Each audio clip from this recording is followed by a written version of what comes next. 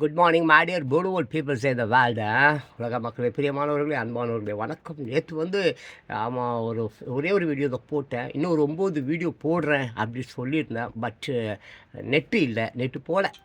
சரி விடுங்க. நேற்று முக்கியமான ஒரு விஷயம் மூடியோ, இப்போ அதாவது என்ன அப்படின்னு சொன்னாக்க, இறந்த பின்பு என்ன நடக்கும் அப்படின்றது நமக்கு இல்லைங்க. நம்ம இருந்துட்டால் கூட நம்ம சொந்தக்காரன் இருக்கான்ல, அவங்களுக்கு என்ன நடக்கும் அப்படி அது வர முக்கியமாக அந்த டைட்டில் என்னன்னு கேட்டிங்கனாக்கா, ஆமாம், தற்கொலை முயற்சியை தவிருங்கள். இந்த தற்கொலை முயற்சி இருக்குல்ல, அதை தவிர்க்கணும். அப்படி கடன்னு போயிடுறேன். என்ன அதாவது, இந்த வைத்தியனை கேட்டால், இந்த வைத்தியர் இருக்காங்களா, டாக்டர் இருக்குல்ல, அவங்கள்ட்ட போய்ட்டு ஐயா என் உடம்புக்கு என்னையா அப்படின்னு கேட்டால் வாதம் அப்படி சொல்லுவான். அதே மாதிரி ஜோஷியனை போய் கேட்டேன்னு வச்சுக்கேன், ஜோஷியக்காரன் என்ன தெரியுமா சொல்லுவான், யோ போயா அவங்களுக்கு தோஷையா அப்படின்னு. திருட்டு பசங்க அப்படி தான் பேசுவானுங்க. சரியா, இதுதான் லோகம், இதுதான் உலகம். இப்போ 62 வயசு ஆச்சு எனக்கு.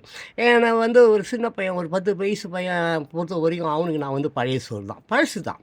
ஆமாம், அந்த பையன் புது பையன். அப்போ அவனுக்கு 10 வயசு, எனக்கு 62 வயசு. 62 வயது பழையவன், பழைய சோறு, புளிப்பு எடுத்து போகணும், நாற்றம் எடுத்து போகணும், பழைய ஸ்டைலு, பழைய பஞ்சாங்கம்.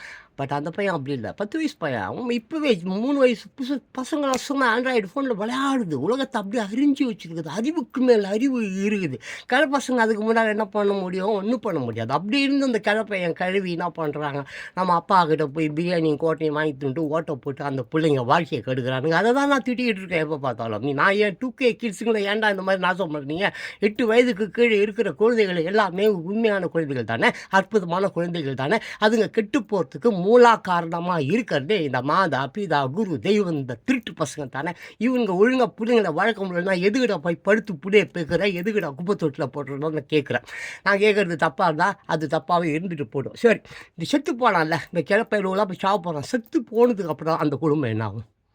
அவனை விட்ற, அவன் தான் இருக்கானா இல்லையா, செத்தானா சாவலியா, அவனுக்கே தெரியாது. ஆனால் அவனுடைய குடும்பத்தார்கள், அவன் பெத்து போட்டு போனானே, அவன் பொண்ணு, அவன் பையன், அவன் பேரன், அவன் பேத்தி, இவன் கோட்டையின் பிரியாணி வாங்கி துண்டு மயிராட்சின்னு சொல்லிட்டு போயிட்டான். படிக்கல, அறிவில்லை, ஒரு மயிரில் உலகத்தை தேசத்தை காட்டி கொடுத்துட்டு அதாவது ஒரு தீவிரவாதி, ஒரு அயோக்கிய, ஒரு கலவரம் பண்ணுற கட்சிக்காரனை தலைவன் நான் ஒத்துக்கின்னு பிரியாணி வாங்கி துட்டு விட்டு போயிட்டான்.